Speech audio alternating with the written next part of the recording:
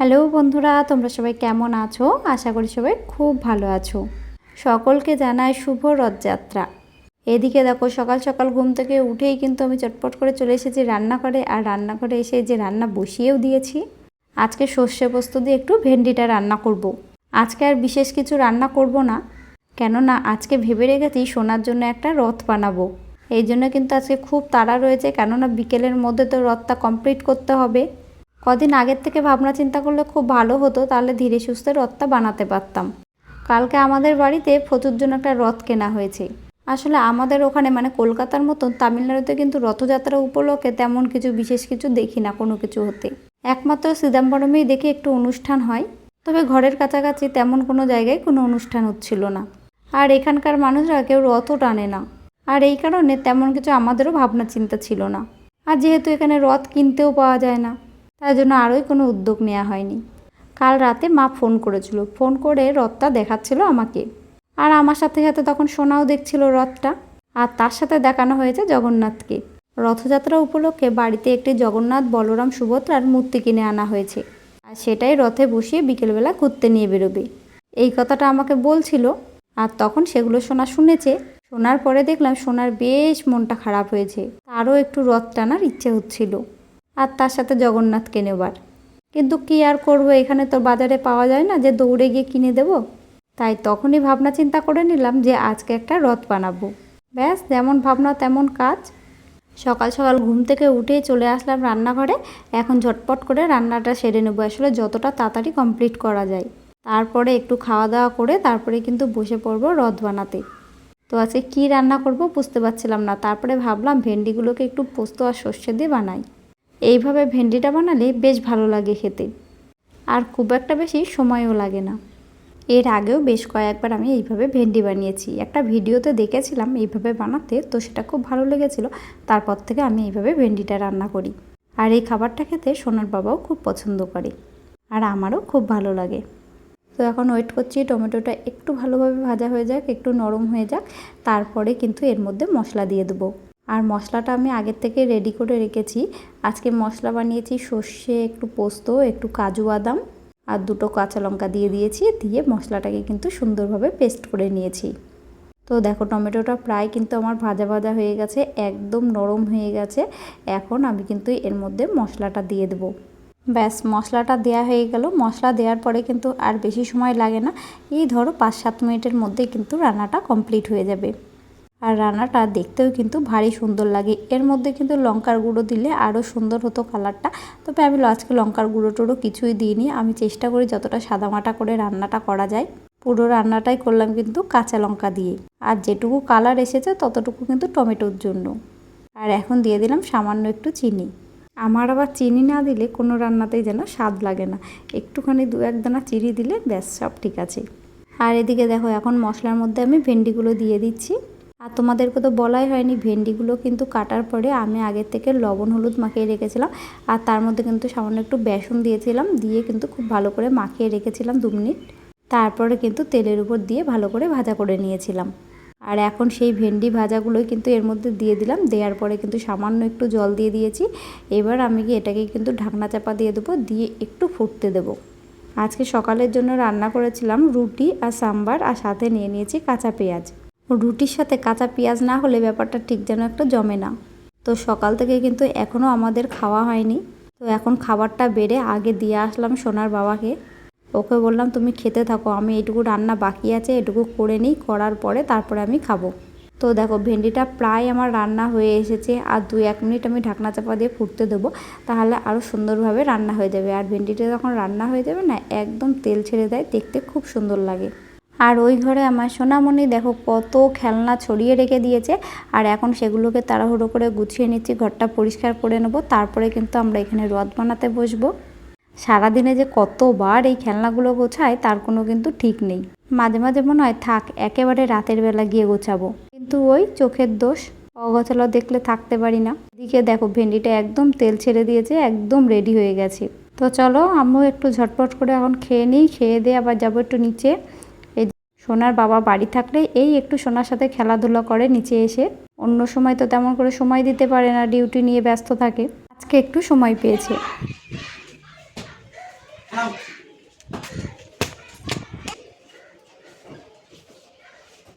তুই ফুল তুলছাও? কাকে দেবে ফুলটা?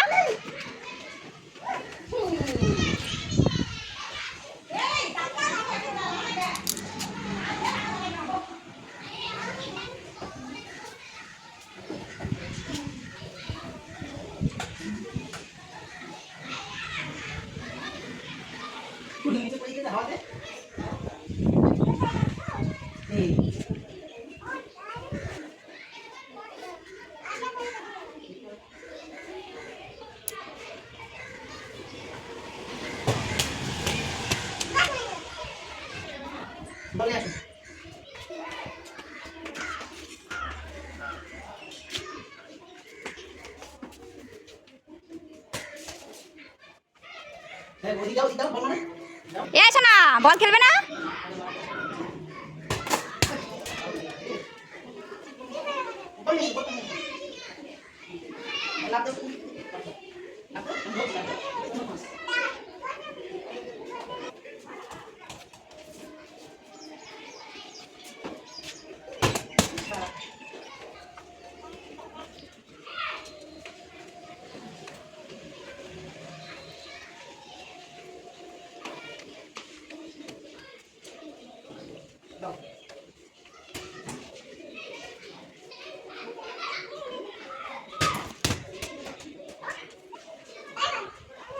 দিচ্ছ?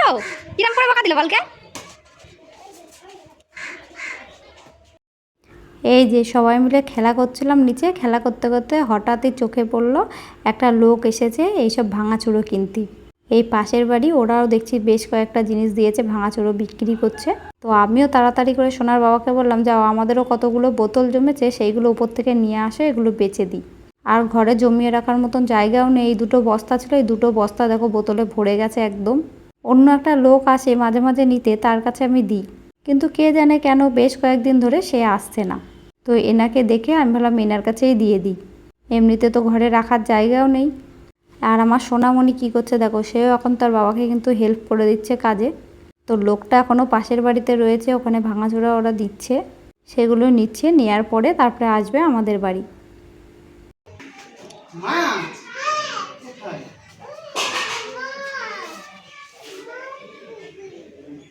হ্যাঁ, ওরম করে মাপছে, তাই দেখে বলছে কি মাছ। ওরা মাপছে না, আমি ওর কি মাছ মাপছে না, নোংরা মাপছে, নোংরা বোতল ভাঙাচোরা, বুঝিস? আমার লোকটা কি করছে রে? হ্যাঁ শোনা মা,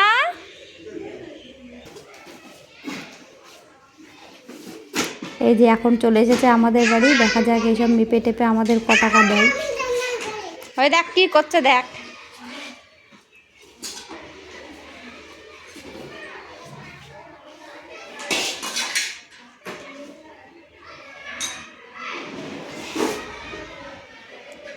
কি করছে রে মা?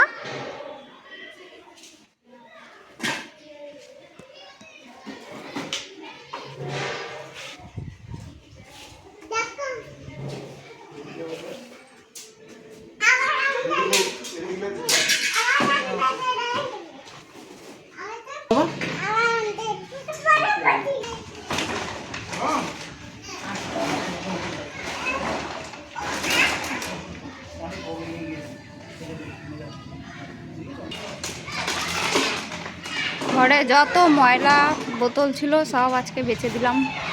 মা চলো চলো ঘরে চলো, ওকে নিয়ে চলো ঘরে চলো। এখন আর না মা, আবার পরে। কোলে কোলে নাও, কোলে কোলে নাও, কোলে না নিলেও যাবে না ঘরে।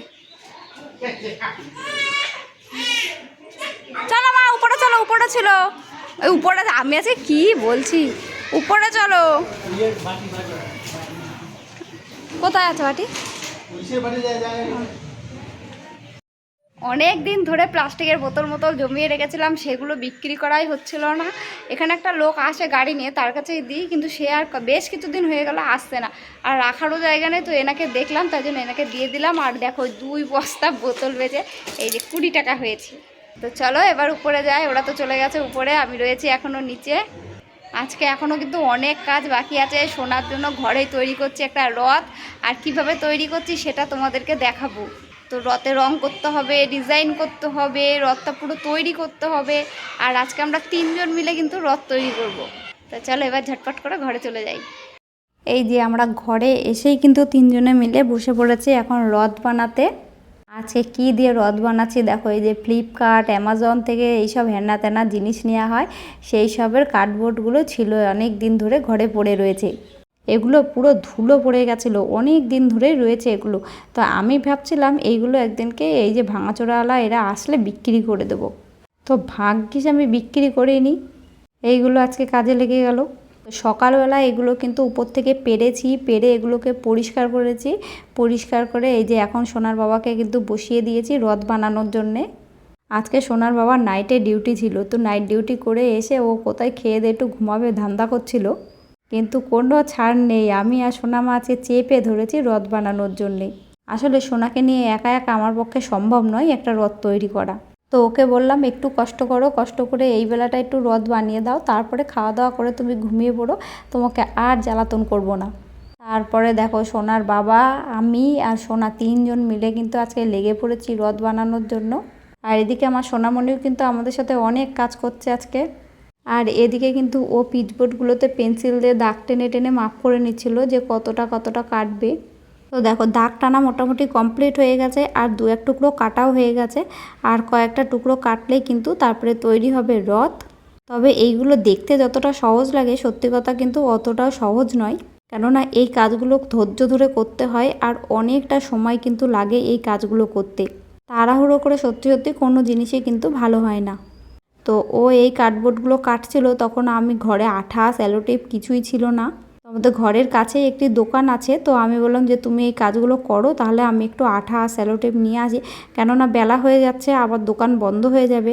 তাই ও এই কাজগুলো করছিল, আর আমি সেই ফাঁকে গিয়ে আঠা সেলোটেপ, একটি ইয়েলো কালারের আর্ট পেপার, এগুলো সব নিয়ে আসলাম, যা যা আর কি লাগবে আর কি।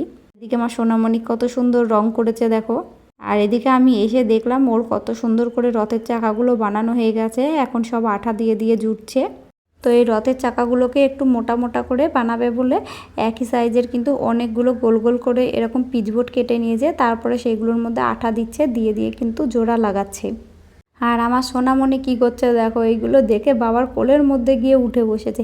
ও কিন্তু এগুলো দেখে ভীষণ মজা পাচ্ছে, আর ওর আনন্দ মানেই আমাদের আনন্দ। আর আজকে এত খাটনি করে এসব সব কিছু করাই হচ্ছে কিন্তু আমার সোনামণিকে একটু আনন্দ দেওয়ার জন্যে। এখন যদি কলকাতায় থাকতাম তাহলে তো সোনামণি আরও অনেক বেশি আনন্দ করতে পারতো, কেননা আমাদের ওই বাড়িতে মানে শ্বশুর বাড়িতেও কিন্তু রথের ভালোই অনুষ্ঠান হয়। রথের সময় যদি ওই বাড়িতে কখনো থাকা হয় তাহলে তো অবশ্যই তোমাদের সাথে ভিডিও করে দেখাবো।